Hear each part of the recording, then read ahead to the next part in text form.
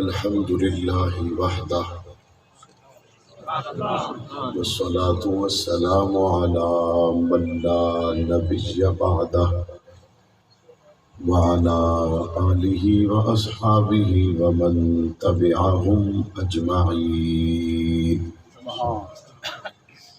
أما بعد فأعوذ بالله من الشيطان الرجيم. بسم الله الرحمن الرحيم. ووجدك ضالا فهدى ووجدك عائلا فأغنى فأما اليتيم فلا تقهر وأما السائل فلا تنهر وأما بنعمة ربك فحدث. صدق الله العظيم وبلغنا رسوله النبي الكريم ونحن على ذلك لمن الشاهدين والشاكرين والحمد لله رب العالمين. درود پاک پڑھنے کی سعادت حاصل اللهم صل على محمد وعلى آل محمد كما صليت على إبراهيم وعلى آل إبراهيم إنك حميد مجيد. اللهم بارك على محمد وعلى آل محمد كما باركت على إبراهيم وعلى آل إبراهيم إنك حميد مجيد. سامعین محترم، بزرگان دین، نوجوانان اہل سنت، 12 ربیع الاول 1444 ہجری لاوا کے مقام پر نبی کریم صلی اللہ علیہ وآلہ وسلم کی محبت میں کی جانے والی اس کانفرنس میں آپ حضرات کے ساتھ ملاقات کا شرف حاصل ہو رہا ہے. رب کریم کانفرنس میں تشریف لانے والوں کو، سننے سنانے والوں کو اپنے خزانوں سے بہترین بدلہ عطا فرمائے. آمین. وقت چونکہ مختصر ہے، میں چاہوں گا کہ تھوڑے ہی وقت میں چند ضروری باتیں آپ کے گوش گزار کروں. ماہ ربیع الاول کی نبی کریم صلی اللہ علیہ وسلم کے ساتھ اہم ترین نسبتیں ہیں، جس وجہ سے بطور خاص ربیع الاول میں حضور علیہ السلام کی سیرت طیبہ کے عنوان سے جلسے، پروگرامات، محافل کا انعقاد کیا جاتا ہے. حضور علیہ السلام دنیا میں تشریف لائے مہینہ ربیع الاول کا تھا، اور حضور علیہ السلام 40 سال مکہ مکرمہ میں رہے. حضور علیہ السلام نے اعلان نبوت کیا تو مہینہ ربیع الاول کا تھا. پیغمبر علیہ السلام پر اعلان نبوت کے بعد جو سختیوں کا، مشکلات اور پریشانیوں کا آغاز ہوا اسی ربیع الاول کے مہینے میں ہوا. اس سے پہلے حضور کی ولادت ہوئی تو سارے خوش تھے، لیکن حضور نے ربیع الاول میں جب اعلان نبوت کیا تو بس پھر اس وقت حالات بدل گئے. ابو لہب ناراض ہو گیا اور ابو بکر خوش ہو گیا. اور حضور علیہ السلام کے اعلان نبوت سے پہلے حضور سے ناراض کوئی بھی نہیں تھا، لیکن جب حضور نے اعلان نبوت اسی ماہ ربیع الاول میں کیا تو راضی رہنے والے تھوڑے رہ گئے، ناراض ہونے والے زیادہ ہو گئے. اور پاک پیغمبر صلی اللہ علیہ وآلہ وسلم کو ورقہ بن نوفل نے یہ کہا تھا، میں تو بوڑھا ہو گیا، کاش کہ میں جوان ہوتا، میں تیرا ساتھ دیتا، لیکن میں کتابوں میں پڑھ چکا ہوں اعلان نبوت کے بعد تیری قوم تجھے مکے سے نکال دے گی، تیری قوم تجھے یہاں سے نکالے گی. حضور علیہ السلام نے حیرت سے، تعجب سے پوچھا کہ میری قوم مجھے نکالے گی جو مجھے صادق اور امین کہتی ہے؟ میری قوم مجھے نکالے گی جو اپنے مسئلے لے کے میرے پاس آتی ہے اور ان کے حل ان کو میں بتاتا ہوں؟ ورقہ بن نوفل نے کہا بالکل اسی طرح ہوگا، تم آخری نبی ہو اور تمہارے ساتھ تمہاری قوم یہ کرے گی. لاوا کے لوگوں 13 سال میرے نبی نے مکہ میں گزارے، بڑی سختیوں میں، بڑی تکلیفوں میں، بڑی مشکلات میں، اور نہ صرف یہ کہ پاک پیغمبر کے بدن پر لہو، بلکہ حضور کا کلمہ پڑھنے والوں کو کبھی چوک میں مارا جاتا، کبھی انگاروں پہ لٹایا جاتا، کبھی اونٹوں سے باندھ کے ان کے ٹکڑے کر دیے جاتے، کبھی کسی کی چمڑی ادھیری دی جاتی. دوڑ کے کبھی کوئی حضور کو آ کے خبر دیتا، یا رسول اللہ فلاں چوک میں بھی آج آپ کے غلام کو مارا، فلاں گلی میں آج مارا گیا، فلاں کو آپ کا کلمہ پڑھنے کی وجہ سے آج انگاروں پہ لٹایا گیا، فلاں کی آنکھیں نکال دی گئی۔ پاک پیغمبر نے یہ سبق، یہ سارے صحابہ کرام کے صدمات سنے، اور حضور علیہ السلام نے صحابہ کرام کو ہجرت کی طرف متوجہ کیا، اور صحابہ کرام کی ایک جماعت نے حبشہ کی طرف ہجرت کی، لیکن حضور علیہ السلام خود مکہ میں ٹھہرے رہے۔ پاک پیغمبر کے وہ صحابہ جو حبشہ کی طرف ہجرت کر کے چلے گئے، ان کے لیے تو قدرے آسانیاں پیدا ہو گئی، لیکن محمد کریم اسی وادی میں موجود ہیں اور انہی مشکلات میں شب و روز گزار رہے ہیں۔ یہاں تو یہی ہوتا ہے نا کہ لیڈر سب سے پہلے چلا جاتا ہے اور کارکن بعد میں بیچارے اپنے مسائل سے نمٹتے رہتے ہیں۔ حبشہ کی طرف حضور کے صحابہ تو گئے، لیکن پاک پیغمبر مکہ میں موجود رہے، اور حضور علیہ السلام انہی تکالیف اور مسائل میں اپنے ساتھیوں کو صبر اور حوصلے کی تلقین کرتے رہے۔ 13 سال حضور نے مکہ میں گزارے۔ 13 سال کے بعد پھر وہ وقت آیا جب حضور نے مکہ کو چھوڑنے کا ارادہ کیا۔ حضور چند قدم چلتے اور رک جاتے اور پلٹ کو کعبے کو دیکھتے، اور حضور کی آنکھوں میں آنسو آ جاتے، اور پاک پیغمبر کعبے کو دیکھ کے فرماتے، اے کعبہ، مجھ محمد کا تجھے چھوڑنے کو جی تو نہیں چاہتا، لیکن تیرے رہنے والے مجھ محمد کو رہنے جو نہیں دیتے۔ حضور علیہ السلام کی آنکھوں میں آنسو تھے، اور حضور 53 برس کی عمر میں وہ مکہ چھوڑ کے جا رہے تھے جہاں پہ پاک پیغمبر کے دادا عبد المطلب کی یادیں تھیں۔ حضور اس وطن کو چھوڑ کر جا رہے تھے جہاں حضور کی والدہ حضرت آمنہ کی یادیں تھیں۔ حضور اس وطن کو چھوڑ کر جا رہے تھے جہاں غم میں دلاسا دینے والی خدیجہ کی قبر اور یادیں تھیں۔ حضور اس جگہ کو چھوڑ کر جا رہے تھے جس سے بڑھ کر حضور کو کوئی وطن محبوب نہیں تھا۔ سب سے زیادہ حضور کو مکہ چھوڑنے کا دکھ کعبۃ اللہ کی وجہ سے تھا، لیکن حضور علیہ السلام جب روانہ ہوئے، پلٹ کے کعبہ کو دیکھا اور آنکھوں میں آنسو تھے، اور پاک پیغمبر نے مدینہ منورہ کی طرف رخ کیا۔ اور اس وقت بھی لاوا کے لوگوں، جب یہ منظر پاک پیغمبر پہ گزر رہا تھا تو یہ بھی مہینہ کوئی اور نہیں بلکہ ربیع الاول کا مہینہ تھا۔ حضور علیہ السلام مدینہ منورہ میں تشریف لے گئے۔ حضور علیہ السلام مدینہ منورہ میں تشریف لے گئے۔ مدینہ منورہ میں حضور علیہ السلام 10 سال رہے۔ ان 10 سالوں میں حضور نبی کریم صلی اللہ علیہ وآلہ وسلم نے، آپ غزوے اور سریے کے فرق کو تو سمجھتے ہیں نا، غزوہ اس کو کہتے ہیں جس میں حضور خود تشریف لے جائیں، سریہ اس کو کہتے ہیں جس میں حضور تشریف نہ لے جائیں لیکن اپنے غلاموں کو روانہ کیا ہو، اپنے صحابہ کو روانہ کیا ہو، دعاؤں کے ساتھ ان کو کفار کے مقابل بھیجا ہو۔ 10 سال کے مختصر عرصے میں پتہ ہے کتنے غزوات ہوئے جن میں حضور خود شریک تھے؟ 27 غزوات ہوئے۔ 10 سال کے مختصر عرصے میں 27 غزوات ہوئے کہ حضور موجود ہیں اور حضور کے ساتھ صحابہ بھی موجود ہیں۔ اور ان 10 سالوں میں سرایا کتنے روانہ کیے کہ حضور ان میں خود شامل نہیں تھے، لیکن حضور نے لشکروں کو روانہ کیا۔ لاوا کے لوگوں 10 سالوں میں 56 سرایا روانہ کیے، 56 سرایا روانہ کیے۔ 27 غزوات ہیں اور عرصہ کتنا ہے؟ 10 سال کا۔ آپ اس سے اندازہ کر لیں، حضور 10 سالوں میں لمحہ بھر کے لیے نہ خود فرصت میں رہے، نہ حضور کے صحابہ فرصت میں رہے۔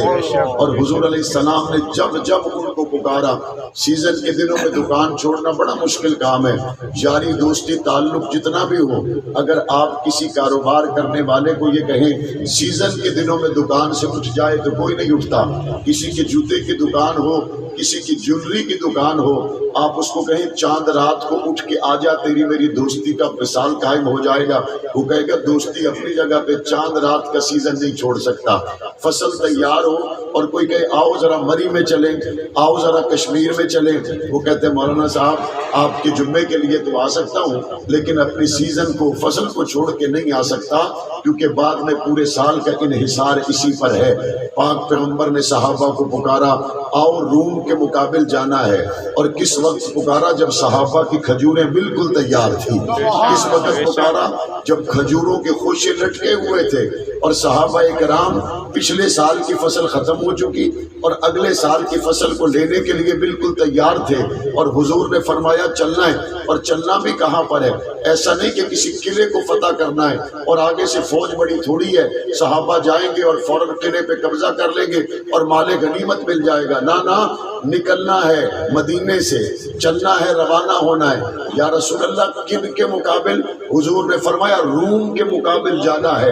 روم کے مقابل جانے کا مطلب یہ ہے، آج اگر کوئی کہہ دے کہ چلو بھئی امریکہ کے مقابلے میں جانا ہے، آج کوئی پھٹے پرانے کپڑے والوں سے کہہ دے چلو بھئی یورپ کے مقابلے میں جانا ہے، روس کے مقابلے میں جانا ہے، اور منافقوں نے اس وقت محمد کریم کے صحابہ پہ باتیں کی، اور پتہ ہے کیا کہا ان لوگوں کو دیکھو، ان عقل کے اندھوں کو دیکھو، سارا دن محنت مزدوری کرتے ہیں، شام کو مصطفیٰ کو لا کے چندے دیتے ہیں، سارا دن محنت مزدوری کرتے ہیں اور شام کو ایک مٹھی جو کی لا کے دیتے ہیں، اور یہ لڑنے کن سے جا رہے ہیں؟ روم سے لڑنے جا رہے ہیں، دنیا کی سپر طاقت سے لڑنے جا رہے ہیں۔ پاک پیغمبر نے ان کو بلایا اور پوچھا تم نے میرے صحابہ کے ساتھ ٹھٹھا کیا ہے؟ تم میرے صحابہ کے ساتھ مذاق کرتے ہو؟ تو حضور کے سامنے صاف مکر گئے۔ قرآن مجید نے جواب دیا اے محمد ان کے دلوں میں منافقت ہے، یہ آپ کو دیکھ دیکھ کر باتیں کر رہے ہیں، لیکن ان کو یہ پتہ نہیں ہے یہاں پہ مٹھی جو کو نہیں دیکھا جاتا، یہاں محمد کی غلامی کو دیکھا جاتا ہے۔ بے شک۔ اور میرے نبی کے صحابہ پہ ٹھٹھا کرنے والوں کان کھول کے سن لو، حضور نے فرما دیا اس کی مٹھی میں بند جو نہ دیکھو، اس کے دل کے اخلاص کو دیکھو۔ اور محمد کریم نے فرمایا ان کا اخلاص اس قدر زیادہ ہے، بعد میں آنے والا احد پہاڑ کے برابر سونا بھی خرچ کرے، مصطفیٰ کے صحابی کے جو مٹھی کو بھی نہیں پہنچ سکتا۔ 7 کلومیٹر کا ہے احد پہاڑ، اگر 7 کلومیٹر کے احد پہاڑ کے برابر آج کو میاں والی چکڑالا لاوا تلگنگ کا بندہ صدقہ خیرات کر بھی دے تو کہاں پہنچا؟ مصطفیٰ کے صحابہ کی جو کے برابر۔ سبحان اللہ۔ حضور علیہ السلام کے ساتھ یہ ہر لمحہ تیار رہنے والے، منافقوں کی باتوں سے کبھی بھی پریشان نہ ہونے والے۔ منافق کا ہمیشہ کام یہ ہوتا ہے وہ سیدھے راستے پہ چلنے والے کو کمزور بنانے کے لیے بڑی بڑی باتیں بنا کے پیش کرتا ہے، بڑے بڑے خوبصورت اور بڑے بڑے حالات و واقعات کو ملا کر تجزیے اور تبصرے پیش کرتا ہے۔ اور مسلمان کا اس وقت کام یہ نہیں ہوتا کہ وہ کسی منافق کی بات میں آ جائے، مسلمان کا اس وقت کام یہ ہوتا ہے کہ حالات جیسے بھی ہو نظر اللہ پر رکھے، نظر محمد کے روضے پر رکھے۔ آج سے 20 سال پہلے جب پاکستان سے یہ میسج دیا گیا افغانستان کے مسلمانوں کو کہ ہم تو تمہارا ساتھ نہیں دے سکتے، چونکہ پرویز مشرف صاحب کو بش کی کال آ گئی تھی، بش کی کال آ گئی، انہوں نے کہا پتھر کے دور میں چلے جاؤ گے، خبردار افغانستان کے مسلمانوں کا ساتھ نہ دینا۔ امریکہ آ گیا، دنیا کے 44 ملک آ گئے۔ امریکہ نے کہا میرا وعدہ ہے میں 1 مہینے میں سب کو صاف کر دوں گا۔ ملا عمر نے جواب میں کہا ایک اللہ کا وعدہ ہے، ایک امریکہ کا وعدہ ہے، پتہ چل جائے گا وعدہ امریکہ کا پورا ہوتا ہے یا اللہ کا پورا ہوتا ہے، پتہ چل جائے گا۔ علامہ محمد اعظم طارق شہید رحمت اللہ علیہ جب افغانستان کے نہتے مجاہدین پر امریکہ اور یورپ اور سارے ممالک اکٹھے ہو کر چڑھ دوڑے، علامہ محمد اعظم طارق شہید رحمت اللہ علیہ نے اس وقت امریکہ کو اسلام آباد میں جوتا دکھاتے ہوئے کہا تھا لوگ کہتے ہیں جنگ نہ ہو، اعظم طارق کہتے ہیں خدا کرے جنگ ہو۔ لوگ کہتے ہیں جنگ نہ ہو، اعظم طارق کہتا ہے خدا کرے جنگ ہو۔ لوگوں نے کہا مولانا آپ کیوں کہتے ہیں جنگ ہو؟ مولانا اعظم طارق نے جواب میں کہا میں چاہتا ہوں جنگ ہو، میں اپنے رب کی طاقت کو بھی دیکھوں، میں دنیا کی طاقت کو بھی دیکھوں۔ 20 سال پہلے اس مرد قلندر نے کہا، آج علامہ اعظم طارق دنیا میں نہیں ہیں، آج ان کے ساتھی دنیا میں موجود ہیں۔ اس وقت روم کے مقابل نکلنے والوں کو دنیا نے بڑا کچھ کہا تھا، لیکن جب حضور اپنے 30,000 کے لشکر کو لے کر پہنچے تو وہ 30,000 لشکر جو روم کے مقابل نکلا تھا، پتہ ہے ان کے حالات کیا تھے؟ حضور کے صحابہ کے پیروں میں جوتا بھی نہیں تھا، یہ روم کے مقابل نکلے، ان کے پاس کھانے کے لیے لقمہ بھی نہیں تھا، یہ دنیا کی سپر طاقت کے مقابل نکلے۔ صحابہ کرام کہتے ہیں ہماری حالت یہ تھی، ہم میں سے ایک آدمی کھجور کی ایک گٹلی کو چوستا اور پھر وہ نکال کے دوسرے کو دیتا تو وہ بھی اسی گٹلی کو چوس کر پانی کی پیاس بجھاتا تھا۔ ایک ایک سواری پر باریاں تقسیم تھی اور صحابہ کرام دنیا کی سپر طاقت کے مقابل لڑنے کے لیے جا رہے تھے، اور جو امیر، منافق، پیسے والے، صاحب حیثیت مدینہ میں رہ گئے، قرآن مجید نے ان کو کھول کھول کر بتایا یہ منافق ہیں، اور کچھ مدینے میں حضور کے مخلص بھی رہ گئے تھے، لیکن ان کی رہنے کی وجہ منافقت نہیں، غربت تھی۔ کچھ غریب رہ گئے، حضور کے پاس آئے، آ کے کہنے لگے یا رسول اللہ ہمیں بھی کسی سواری پہ تقسیم کر دے، ہماری بھی باریاں بنا دے۔ ایک ایک سواری پر 5 6 صحابہ کو تقسیم کیا گیا، پہلے یہ بیٹھے گا، پھر یہ بیٹھے گا، پھر یہ بیٹھے گا، پھر یہ بیٹھے گا، جب سب کی باری مکمل ہو جائے گی پھر پہلے والا بیٹھے گا۔ حضور کے پاس یہ آئے اور آ کے انہوں نے کہا ہمیں بھی لے جائیں ساتھ، ہم غریب ہیں، ہمارے پاس سواری کوئی نہیں، ہم غریب ہیں، ہمارے پاس مال کوئی نہیں کہ آپ کی محبت میں خرچ کر سکے، لیکن یا رسول اللہ جان تو ہے نا، وہ تو قربان کرنا چاہتے ہیں، جان تو ہے وہ تو آپ پہ لٹانا چاہتے ہیں، وقت تو ہے وہ تو آپ کے ساتھ خرچ کرنا چاہتے ہیں۔ جب یہ غریب صحابہ مدینے میں پاک پیغمبر کے پاس آئے تو پاک پیغمبر نے جواب دیا، فرمایا اب تو باریاں تقسیم ہو گئی، اب میں تمہیں کیسے لے کے جاؤں۔ صحابہ کرام کا دل دکھا، اور یہ مصطفیٰ کے غریب صحابی تھے جن کے پاس سواری نہیں، خرچ نہیں کر سکتے تھے۔ جب یہ حضور سے پلٹ کر واپس جانے لگے تو قرآن مجید کیا کہتا ہے؟ کہتا ہے ان کی آنکھوں میں آنسو تھے، ان کی آنکھوں میں آنسو تھے، ان کی آنکھوں میں آنسو تھے کہ ہائے کاش آج سواری ہوتی تو مصطفیٰ کے ساتھ جاتے، ہائے کاش آج باری ہوتی تو مصطفیٰ کے ساتھ جاتے، جانیں قربان کر دیتے، میں قربان جاؤں۔ مصطفیٰ کے غریب صحابہ کی آنکھوں سے آنسو نکلے، اللہ نے ان آنسوؤں کا تذکرہ بھی قرآن میں کیا ہے۔ عظمت صحابہ، شان صحابہ۔ آپ میں مجمع میں قرہ اور علماء بیٹھے ہیں، آیت پڑھتا چلوں تو لطف تو بالا ہو جائے گا۔ قرآن پتہ کیا کہتا ہے؟ جب حضور نے ان کو فرمایا نا کہ بھئی سواری تو کوئی نہیں، سواری تو کوئی نہیں، تو قرآن کہتا ہے تولوا وَأَعْيُنُهُمْ تولوا وَأَعْيُنُهُمْ تفیض من الدمع حزنا الا یجدوا ما ينفقون۔ قرآن کہتا ہے جس ٹائم صحابہ کرام منہ موڑے نا تے اکھاں وچ آنسو، ہائے سواری ہوتی تو مصطفیٰ کے ساتھ جاتے۔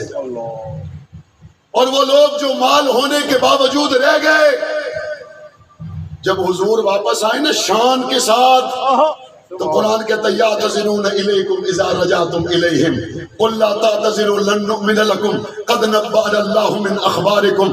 قرآن کہتا ہے اب یہ جائیں، آپ واپس جائیں، یہ امیر لوگ آپ کے پاس بہانے بنا کے آئیں گے، او جی ہم تو آنے ہی لگے تھے، اسی تک پہنچن والے ہیں، بس تسی واپس آ گئے ہو، نہیں تو کل تک تاسے نا بھی پروگرام بڑھیا پیا گا۔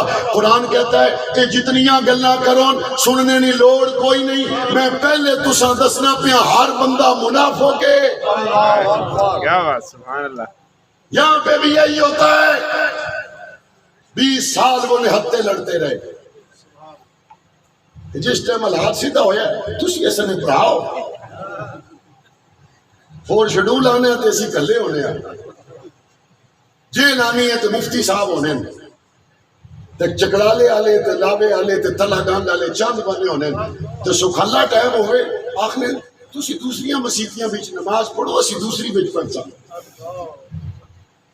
وقت گزر بینا گلہ ٹنگیا رہ گیا، وقت تو گزر ہی گیا، اعظم طارق کا بھی گزر گیا، وقت تو گزر ہی گیا، ملا عمر کا بھی گزر گیا، وقت تو گزر ہی گیا، پرویز مشرف کا بھی گزر گیا، لیکن آج 20 سال کے بعد زندہ باد کون ہے، مردہ باد کون ہے؟ سبحان اللہ۔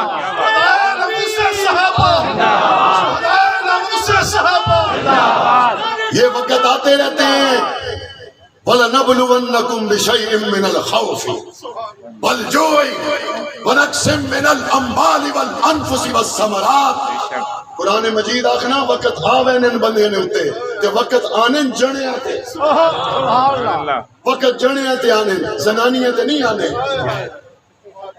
وقت نہیں گل ہونی ہے جس ٹائم وقت آ جائے تو مرد نہ کام میں کھال بجے مرد نہ کام میں مرد بڑے وقت گزرنے تو بعد پھر گلا کرنے نہ آخنے جڑا لڑائی نے ٹائم موقع یاد نہ آوے لڑائی تو بعد یاد آوے تو موقع کتھے مارنا چاہیے نا اپنے منہ تے مارنا چاہیے نا وقت گزر جاتا ہے باتیں کھڑی رہتی ہیں وہ صحابہ چلے گئے بات آج بھی قرآن میں تازہ کھڑی ہے بے شک بے شک بے شک حضور نے جب روانہ کیا جہاں روانہ کیا دن اور رات کو پکارا ہر دم لبیک کہنے والے کون تھے کبھی نہ گھبرانے والے کون تھے گردنیں کٹانے والے کون تھے حضور کے ساتھ چلے گئے اور حضور کے ساتھ ہی واپس آئے 10 سال حضور نے صحابہ کرام کو دنیا کی سپر طاقتوں کے مقابل بھیجا گھبرائے تو نہیں پریشان تو نہیں ہوئے لیکن لاوا کے لوگوں ایک دن آ گیا جب صحابہ بھی پریشان ہو ایک دن آ گیا جب صحابہ کے دل بھی ڈوب گئے ایک دن آ گیا جب صحابہ بھی غم کے سمندر میں ڈوب گئے اور وہ دن تب آیا جب حضور دنیا سے چلے گئے حضور دنیا سے چلے گئے حضور کے دنیا سے جانے سے صحابہ اہل بیت پر جو قیامت ٹوٹی غم ٹوٹا لاوا کے لوگوں وہ بھی مہینہ کوئی اور نہیں ربیع الاول کا مہینہ تھا مصطفیٰ کا صحابی جنگل میں بکریاں چراتا ہے کسی نے کہا تو یہاں بکریاں چلا رہا ہے تجھے پتا نہیں عاملہ کے لال چلے گئے یہ مدینے کی طرف آیا راستے میں خیال آیا واپس مدینے میں جاؤں گا مصطفیٰ سے ملاقات نہیں ہوگی انگلیاں آنکھوں پہ رکھ کے کہتا ہے یا اللہ ان آنکھوں نے مصطفیٰ کا دیدار کیا ہے اگر حضور نہیں رہے تو مجھے آنکھوں کی ضرورت ہی کوئی نہیں اب قیامت میں یہ نور اس وقت واپس آئے جب مصطفیٰ سامنے ہو پاک پیغمبر کے مرید کے بارے میں لکھا ہے جب اس نے انگلیاں ہٹائی تو اس کی آنکھوں کی بینائی جا چکی تھی حضرت عمر فاروق پر اسی ربیع الاول میں جو غم کا پہاڑ ٹوٹا تلوار لے کے باہر نکل آئے کہا آج اگر کوئی کہے گا مسلمانوں کے نبی دنیا سے چلے گئے میں تلوار سے گردن مار دوں گا عثمان پر غم ٹوٹا آواز نکل نہیں بند ہو گئی وہیں پہ بیٹھ گئے کلیجہ ڈوب گیا حضرت فاطمہ پہ غم آیا تو کیا کہا نبی کی لاڈلی حضرت فاطمہ نے کہا میرے بابا محمد کی جدائی سے جو صدمہ میرے دل پہ آیا یہ صدمہ دن پہ آتا تو رات بن جاتے یہ صدمہ پہاڑوں پہ آتا تو ریزہ ریزہ ہو جاتے اس وقت حضور کے صحابہ غم میں ڈوبے ہوئے اور عین اس موقع پر حضور علیہ السلام کے صحابہ کو سنبھالا دینے والے کو ابو بکر صدیق کہتے ہیں صدیق اکبر صداقت صدیق اکبر اسی ربیع الاول میں جب صحابہ کرام غم کے سمندروں میں ڈوبے ہوئے تھے مسجد نبوی میں آ کر ابو بکر صدیق نے تلاوت کی وما محمد الا رسول قد خلت من قبله الرسل افإن مات أو قتل انقلبتم على أعقابكم صحابہ کہتے ہیں یہ آیت ہم نے سنی تو پہلے بھی تھی ابو بکر نے پڑھی تو ہمیں ایسا لگا قرآن میں یہ آیت آج نازل ہوئی سبحان اللہ صحابہ تو صحابہ تھے حضور جس اونٹنی پہ سوار ہوتے تھے اس نے کھانا چھوڑ دیا اس نے پینا چھوڑ دیا مدینے کی گلیوں میں حضور کی اونٹنی دیوانوں کی طرح پھرتی رہی صحابہ نے اس کی آنکھوں پہ پٹی باندھی اور اس کو مسجد نبوی کے دروازے پہ بٹھا دیا کئی دن بھوکا پیاسا رہنے کے بعد حضور کی جدائی میں حضور کی یہ اونٹنی بھی مر گئی اور پاک پیغمبر کے بعد حضور کے مصلی پہ آنے والے ابو بکر صدیق نے امت کو سنبھالا دیا لیکن ایسا نہیں کہ ابو بکر کا کلیجہ زخمی نہیں تھا حضرت ابو بکر کے حالات میں لکھا ہے جب ابو بکر کا جنازہ اٹھا تو گھر میں لگے ہوئے سارے مکڑی کے جالے سیاہ ہو چکے تھے چونکہ مصطفیٰ کے بعد ایک لمحہ بھی ابو بکر پہ ایسا نہیں آیا کہ ابو بکر کو بخار نہ